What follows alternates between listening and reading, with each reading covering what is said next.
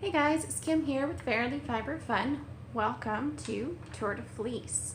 For those of you who don't know, Tour de Fleece is something that hand spinners do in conjunction with Tour de France, and which is a big race throughout some of Europe.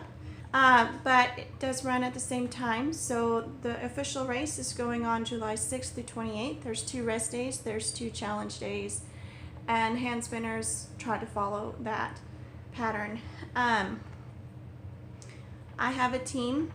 It is Fairly Fiber Fun, and there is a Ravelry group that I am running the team through, and I'm also running it through Facebook because of Ravelry's new policy. Some people don't agree with it, some do.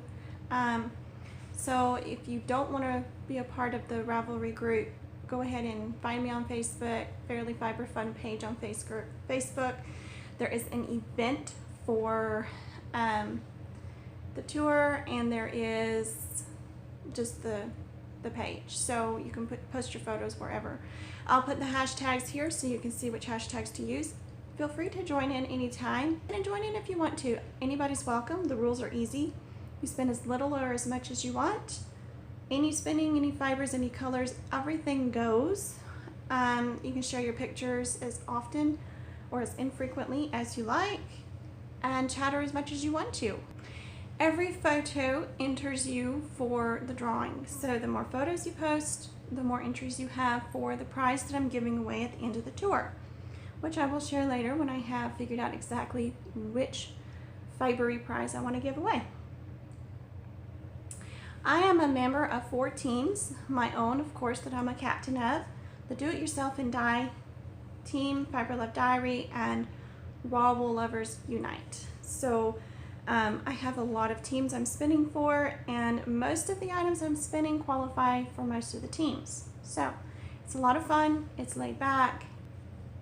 All right, so on day 1, I thought I would share with you my biggest spin. I worked on 2 projects.